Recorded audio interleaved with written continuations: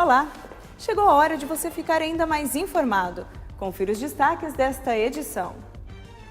Como evitar que o sonho de ter um negócio próprio se torne um prejuízo? Petrobras anunciou um novo aumento do combustível nas refinarias. Em Pindamonhangaba, produtores podem ter o benefício com selo de serviço de inspeção municipal. Aumenta o número de alunos em cursos de educação física. E veja também. Tem gente achando que com essa história de mudar a direção da Polícia Federal, a Lava Jato foi pro brejo e o Brasil perdeu completamente a esperança. Tem gente aqui no estúdio que vai mostrar a você que não. O Ney da Nóbrega Ribas é presidente do Observatório Social do Brasil e tem aí a receita para a gente sobrepor o mal com o bem. Já aqui. Essas e outras informações você confere no seu Repórter Setorial.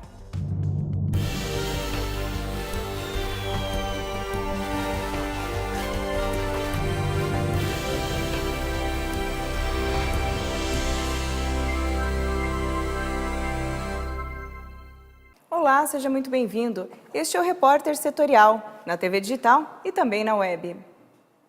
Quem cursa Educação Física pode optar em trabalhar com a prática em academia, por exemplo, ou ser um professor. O bacharelado está em alta por causa da demanda do mercado. É comum ver as academias assim, lotadas, ou as praças e avenidas cheias de pessoas caminhando e fazendo algum exercício físico.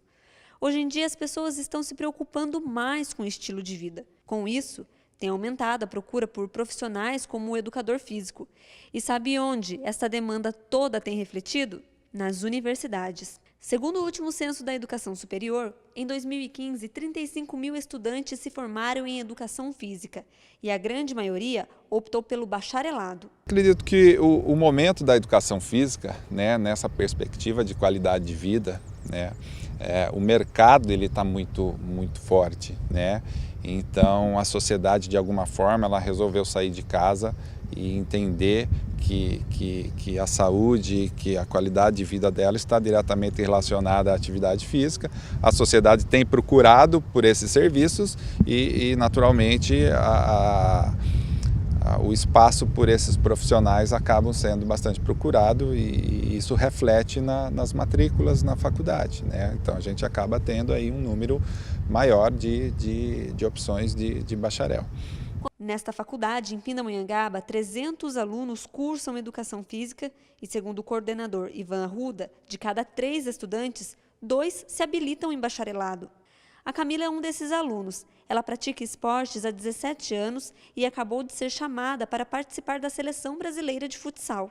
Então, na verdade, eu pratico esporte, há muito tempo e foi o curso que eu mais me identifiquei. Então, assim, no esporte, para a gente, a formação é muito importante como cidadão também. Então, foi a matéria o curso, no caso, que eu mais me identifiquei e eu pretendo exercer até o resto da minha vida, porque eu gosto muito da educação física. Mas para ser um bom profissional, não basta apenas se esforçar dentro da sala de aula. Precisa também suar a camisa nas aulas práticas. Então, a gente tem essa distribuição que aproxima aí uma média de 50% de aula teórica e prática, E nós temos um sistema na instituição, que é o PBL, o nosso curso de Educação Física é um dos poucos cursos do país que trabalha com essa metodologia de aprendizagem baseada em projetos, Isso faz com que o nosso aluno ele seja mais ativo, ele seja mais pesquisador, ele seja mais curioso, mais dedicado. E especificamente as atividades práticas, a gente coloca o aluno em situação de um ambiente real, de trabalho. E é disso que a Juliana gosta, da prática. Foi exatamente por isso que ela escolheu o curso de Educação Física. Bom, eu sempre sonhei em trabalhar com musculatura, saúde, então foi uma das opções que eu tinha, entre outras, que também trabalham bastante o corpo, foi a educação física que eu encontrei para poder trabalhar com pessoas que, até com necessidades especiais, ou então idosos, que é uma área também muito interessante, que eu acho que vai ter um público futuramente bem grande. Então eu gosto dessa área da musculatura, da saúde da pessoa. E realmente a educação física tem muito a oferecer aos idosos e às pessoas com deficiências. Por isso, tem crescido no Brasil a procura por profissionais capacitados para trabalhar com esse público. E a faculdade em Pindamonhangaba já tem preparado seus alunos. Nosso curso de Educação Física tem proporcionado um ensino que, vamos dizer assim, num primeiro semestre a gente trabalha com as questões, conhecendo as deficiências e depois com ensino de jogos e atividades lúdicas voltadas a cada deficiência. Já o nosso segundo bimestre, a gente foca no desenvolvimento das modalidades paralímpicas. As vivências aqui apresentadas são esportes paralímpicos. Pesquisa realizada por uma universidade em Campinas revelou a existência de mais de 20 mil bactérias em celulares. O pior de tudo isso é que estes micro-organismos podem causar uma série de doenças. O estudo realizado com celulares identificou nos equipamentos a presença de até 23 mil fungos e bactérias que podem provocar doenças como micose, conjuntivite, intoxicações alimentares e até infecções respiratórias e urinárias. A pesquisa também chamou a atenção para a necessidade de limpeza dos produtos. Durante a análise, foram usados 20 celulares, 5 tablets e as capas de proteção dos aparelhos, além de 12 teclados e mouses. Entre outras amostras, o micro-organismo predominante foi a bactéria Staphylococcus. O micro-organismo costuma estar associado às infecções de pele, como furúnculo, além de abscessos e infecções como a sinusite. Além dessa bactéria, foram constatada a presença de bolores e coliformes fecais nos telefones avaliados. De acordo com a pesquisa, entre as formas de prevenção contra as enfermidades estão o uso de álcool em gel e a limpeza diária dos acessórios com álcool isopropílico que não danifica as partes elétricas. Ir ao médico e fazer exames preventivos não são hábitos comuns de grande parte dos homens. Por isso, foi criada a campanha Novembro Azul, para combater o preconceito e alertar sobre a importância da prevenção do câncer de próstata. O Dia Mundial de Combate ao Câncer de Próstata é 17 de novembro, mas o assunto é tão sério que no mês inteiro são feitas ações de conscientização e prevenção a essa doença. O principal papel é a conscientização dos homens para que eles procurem atendimento médico em busca do diagnóstico precoce. Segundo o Instituto Nacional de Câncer, em 2016, mais de 61 mil pessoas foram diagnosticadas com a doença. E a pior estatística é que 1/3 dos homens não tem o hábito de se prevenir. Existem, várias doenças que podem acometer a próstata. Das patologias que vão demandar tratamento cirúrgico, basicamente o aumento benigno da próstata, que a gente conhece como hiperplasia, e o câncer de próstata. Culturalmente, o homem é tido como o macho, o provedor, aquele que não adoece, aquele que não chora, aquele que não sente dor, né? E com isso dificulta a oportunidade de diagnóstico precoce, e não só em relação às doenças da próstata, mas da saúde como um todo, né? O câncer de próstata em fase inicial tem uma evolução silenciosa, por isso muitos homens não apresentam nenhum sintoma. Porém, quando alguns sinais começam a surgir, 95% dos tumores já estão em fase avançada. Para prevenir essa doença, que é a segunda maior causa de morte entre os homens, além de visitar o médico com mais frequência, é importante cuidar da alimentação e praticar exercícios físicos. A Caixa Econômica Federal anunciou a liberação de mais de 8 bilhões de reais para o crédito imobiliário. Com este dinheiro, a Caixa vai poder destravar alguns contratos que estavam parados por falta de recurso. Comprar a casa própria é o sonho de consumo de muita gente.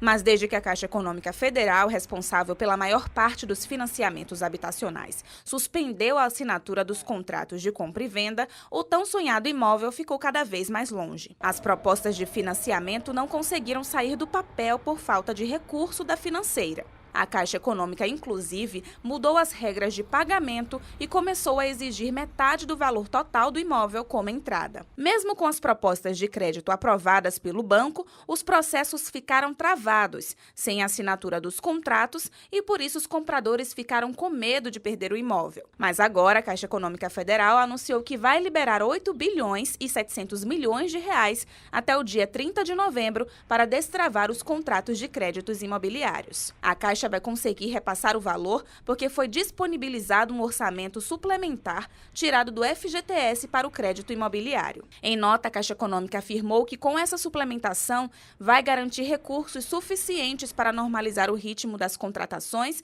do programa Minha Casa Minha Vida para famílias com renda familiar bruta mensal de até R$ 4.000. De acordo com o Banco Central, no primeiro semestre a Caixa recebeu mais de 240 queixas relativas à demora na liberação do financiamento, alta de 9% na comparação com os 6 meses anteriores e de 2,5% se comparado com o mesmo período do ano passado.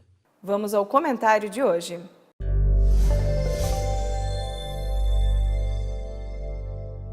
Amigos, o governo articula um plano B na expectativa de não conseguir os votos necessários para passar a reforma da Previdência. O que isso significa? Significa pegar todos os pontos convergentes, incluir num pacote e abortar as divergências para ver se a matéria passa, porque, na opinião do Palácio do Planalto, essa reforma é fundamental para que o país volte a crescer. Pois bem, se isso não der certo, a alternativa seria fazer com que as pessoas só pudessem sacar o abono do PIS se ganhassem apenas na faixa do salário mínimo. São duas situações absolutamente impopulares que vão trazer problema para os parlamentares se reelegerem. Nós estamos num processo eleitoral. O que isso pode demandar também? Maior distribuição de favores em emendas e benefícios e o país voltando a sangrar. O Brasil precisa voltar a crescer, parar com isso e voltar a crescer. É o que a gente imagina.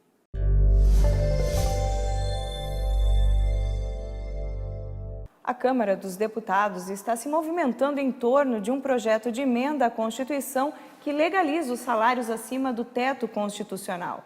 A PEC deve permitir o acúmulo de salários acima do teto de R$ 33.600, que é o salário de um ministro do Supremo Tribunal Federal. O projeto da Câmara dos Deputados, que propõe emenda à Constituição, beneficiaria funcionários públicos que acumulam ocupações de diferentes cargos. Hoje, a Constituição estabelece a acumulação apenas para profissionais da saúde e professores. Segundo o relator do projeto, a PEC representa a necessidade de atentar para uma decisão do STF que prevê a incidência de mais de um teto remuneratório no caso de acumulação de vínculos com a administração pública. É que o Supremo entendeu que o acúmulo seria permitido nos casos previstos constitucionalmente, que são saúde e educação. Mas o entendimento da equipe jurídica do Congresso é de que o Supremo abriu a possibilidade para outras categorias. Por isso, a Câmara já está articulando uma PEC para regularizar a decisão. Já existe um projeto de lei em tramitação que regulamenta o teto salarial dos senadores. Nela estão impostos os limites aos rendimentos pagos pela administração pública. O teto é o salário dos ministros. O projeto já passou pelo Senado e está em discussão em uma comissão especial da Câmara. Hoje, um servidor pode receber até R$ 100 mil por causa dos auxílios, prêmios e abonos. Existem casos de salários de R$ 500 mil. A PEC que está sendo articulada pelos deputados ainda prevê o fim do direito de magistrados e procuradores de terem férias de 60 dias por ano. O presidente da Associação de Juízes Federais, Roberto Veloso, se manifestou dizendo que as férias de 60 dias são uma compensação, porque eles não recebem horas extras e não possuem FGTS. E na volta do intervalo, o repórter setorial vai contar como evitar que o sonho de ter um negócio próprio acabe se tornando um prejuízo. Voltamos em instantes.